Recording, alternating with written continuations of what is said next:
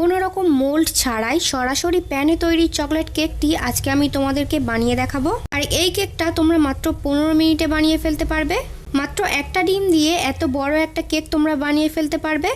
নরম তুলতুলে super sponge এই চকলেট কেকটি তোমাদের সঙ্গে আমি শেয়ার করব, তাই ভিডিওটা একটু স্কিপ না করে সম্পূর্ণ ভিডিওটা দেখতে থাকো। তো চলো আজকের নরম তুলতুলে চকলেট কেকের রেসিপিটি তোমাদের সঙ্গে শেয়ার করি। ফার্স্টে একটা বোলের মধ্যে আমি চিনি নিয়ে নিচ্ছি হাফ কাপ, তেল নিয়ে নিচ্ছি হাফ কাপ, যতটা চিনি ঠিক ততটাই তেল নিয়েছি। তারপর চিনি আর তেলটাকে ভালো মতো মিক্স করে নিচ্ছি একটা হ্যান্ড উইক্স দিয়ে। এরপর একটা ডিম নিয়ে নিলাম, তারপর ডিমটাকেও মিক্স করে নেব যতক্ষণ না চিনিটা সম্পূর্ণ গলে যায়। চিনিটা পুরোপুরি গলে যাওয়ার পর এখানে আমি অ্যাড করব 1/3 কাপ দুধ।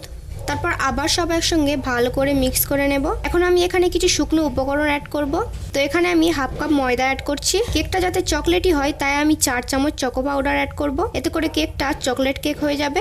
তারপর আমি অ্যাড করব হাফ চামচ নুন, কিছুটা ভ্যানিলা এসেন্স দিয়ে দিলাম। তারপর সবকিছু একসঙ্গে খুব ভালো করে মিক্স করে নেব। তোমাদের কাছে এরকম মেজারমেন্ট কাপ না থাকলে কোনো অসুবিধা নেই, তোমরা তোমাদের বাড়িতে যে কোনো কাপ নিয়ে নেবে। সেই কাপ মেপে প্রত্যেকটি উপকরণ ওই একই কাপের মাপে এক মাপ নিয়ে নেবে, তাহলেও খুব সহজে তোমরা এই কেকটা বানিয়ে ফেলতে পারবে। মেশানো হয়ে গেলে 1 চামচ বেকিং পাউডার আর হাফ চামচ বেকিং সোডা, সাথে 1 চামচ মতো লেবুর রস চিপে দিয়ে দিলাম। এবারে আবারও সবকিছু একসঙ্গে ভালো করে মিক্স করে নেব। এমনভাবে মিক্স করতে হবে যাতে ভেতরে কোনো গোটা না থাকে। ব্যাটারের কনসিস্টেন্সিটা দেখে নাও, ঠিক এরকম হবে। এখন যে প্যানটাতে আমি কেকটাকে বানাবো সেই প্যানটি নিয়ে নিলাম। প্যানটার মাপ করে আমি একটা খাতার পেজ গোল করে কেটে নিয়েছি। আর এখন কিছুটা তেল দিয়ে প্যানের চারিদিকে ব্রাশ করে নিলাম। তারপর ওই গোল করে কেটে রাখা খাতার পেজটাকে রেখে আবারও উপর থেকে তেল ব্রাশ করে নিলাম। এখন একটা ছাঁকনির মধ্যে রেডি করে রাখা ব্যাটারটাকে ঢেলে দেব। এটা করার কারণে ব্যাটারের ভেতরে যদিও কোনো গোটা থেকে থাকে তাহলে গোটাটা আর থাকবে না, স্মুথ একটা ব্যাটার আমি পেয়ে যাব। এই কারণে কেকটা অনেক সফট হবে। আমি এভাবেই সবটুকু ব্যাটার ছেঁকে নিয়েছি। এখন প্যানটাকে সরাসরি গ্যাসে বসিয়ে দেব, তারপর ঢাকনা দিয়ে ঢেকে দেব। ঢাকনাতে যদি কোনো ছিদ্র থাকে তাহলে সেটাকে একটা কাগজ দিয়ে বন্ধ করে দিতে হবে। তারপর গ্যাসের একদম লো হিটে কেকটাকে বেক করে নেব 15 থেকে 20 মিনিটের জন্য। এখন দেখো কেকটা কিন্তু খুব সুন্দর মতো ফুলে উঠেছে।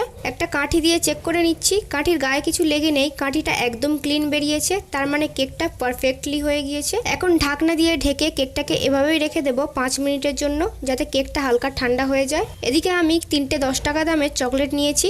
চকলেটগুলোকে একটা বোলের মধ্যে ট্রান্সফার করে নিচ্ছি। তোমরা চাইলে কেকটাকে এমনিতেও খেতে পারবে, কিন্তু আমি কেকটাকে হালকা ডেকোরেশন করার জন্য চকলেটটাকে নিয়েছি। এখন চকলেটের মধ্যে কিছুটা তেল দিয়ে খুব ভালো করে মিক্স করে নিচ্ছি, তাহলে চকলেটটা পাতলা হয়ে স্মুথ একটা টেক্সচারে চলে আসবে। ঠিক এই কনসিস্টেন্সিতে চলে আসবে, দেখতেই পাচ্ছ। তোমরা এখানে তেলের পরিবর্তে মেল্টেড বাটারও ইউজ করতে পারো। এখন আমি সুগার সিরাপ বানানোর জন্য একটা বোলের মধ্যে 1 চামচ চিনি আর কিছুটা পানি দিয়ে মিক্স করে নিচ্ছি। এতক্ষণে কেকটা অনেকটা ঠান্ডা হয়ে গিয়েছে, তাই প্যান থেকে কেকটাকে তুলে নেব। দেখেই নিশ্চয়ই বুঝতে পারছো কতটা স্পঞ্জি হয়েছে কেকটা। আর কোনো ভয় নেই, কেকটা নিচে থেকেও একদম পুড়ে যায়নি, সুপার সফট হয়েছে, দেখতেই পাচ্ছ। কেকটাকে আঙুল দিয়ে এভাবে সাইড থেকে প্রেস করলে কেকটাকে তোলা খুব সহজ হয়ে যাবে। এখন একটা প্লেট প্যানের উপরে রেখে প্যানটাকে উল্টো করে দিলে কেকটা সুন্দর মতো উঠে আসবে। আমি কেকটাকে সুন্দর মতো প্লেটের মধ্যে উল্টে নিলাম। তোমরা দেখতেই পাচ্ছ সরাসরি প্যানের মধ্যে কেকটাকে বেক করার কারণে কিন্তু আমার কেকটা একদমই নিচে থেকে পড়ে যায়নি, বরং সুন্দর একটা কালার এসেছে। আর প্যানের নিচের অংশটাও পড়েনি, ঠিকঠাকই আছে। এই কেকটা এতটাই সফট হয়েছিল যে হাত দিয়ে বেশি চাপাচাপি করলেই ভেঙে যাচ্ছিল। তারপর হাতের মধ্যে কেকটাকে নিয়ে কেকটাকে সোজা করে নেব। আমি সত্যি বানানোর আগে একদমই এক্সপেক্ট করিনি যে কেকটা এতটাই নরম হবে। এখন আমি একটা কাঁটা চামচ নিয়ে কেকের মধ্যে এভাবে চারিদিকে গেঁথে দেব, যাতে সুগার সিরাপটাকে কেকের মধ্যে আমি যখন দেব তখন কেকের ভেতরে সুগার সিরাপটা ভালো মতো পৌঁছাতে পারে। এই সুগার সিরাপটাকে চারিদিকে ভালো মতো দিতে হবে, কারণ সুগার সিরাপ দেওয়ার কারণে কেকটা অনেক বেশি সময় পর্যন্ত নরম থাকবে। এখন ওপর থেকে চকলেটটাকে দিয়ে দেব। চারিদিকে চকলেটটাকে ভালো মতো লাগিয়ে দেব, যাতে কেকটা ভালো মতো ঢেকে যায়। আমি অনেকটা পাতলা লেয়ার করে চকলেটটাকে কেকের চারিদিকে লাগিয়ে নিয়েছি। তাকে চারিদিক থেকে চকলেট দিয়ে কভার করে দেওয়ার পর আমি কেকটাকে ডেকোরেশন করার জন্য ওপর থেকে সাদা তিল গোল করে দিয়ে দিচ্ছি, যাতে কেকটাকে দেখতে আরো বেশি সুন্দর লাগে। আর এভাবে তিল দেওয়ার কারণে কেকটা খেতে আরো বেশি সুন্দর হয়েছিল। চারিদিক থেকে গোল করে তিলটাকে দেওয়ার পর মাঝখানে কিছুটা তিল দিয়ে দিলাম। ওপর থেকে কেকটাকে দেখতে সুন্দর লাগছে, তাই না? তাহলে চলো এবার কেকটাকে ভেতর থেকে কেটে দেখা যাক। দেখেছো ছুরি বসানোর আগেই কেকটা কত সুন্দরভাবে কেটে যাচ্ছে, তার মানে কেকটা কতটা সফট হয়েছে তোমরা ভাবো। আমার হাজবেন্ড তো এই কেকটা খাওয়ার পর এই কেকের ফ্যান হয়ে গিয়েছে, আবার কেকটা বানিয়ে দেওয়ার জন্য রিকোয়েস্টও করেছে। হাতে বেশি সময় না থাকলে মাত্র 15 মিনিটে এত সুন্দর চকলেট কেক বানিয়ে ফেলতে পারবে কোনো ঝামেলা ছাড়াই। তো এইরকম টেস্টি আর কম খরচে প্রত্যেকটা রেসিপি বানাতে চাইলে যদি এখনো আমার চ্যানেলে নতুন হও তাহলে আমার চ্যানেলটাকে সাবস্ক্রাইব করে রাখো, যাতে পরবর্তী ভিডিওর আপডেট সবার আগে তোমার কাছে পৌঁছায়। আজকের চকলেট কেকের রেসিপিটি তোমাদের ভালো লাগলে অবশ্যই আমাকে কমেন্ট করে জানিও।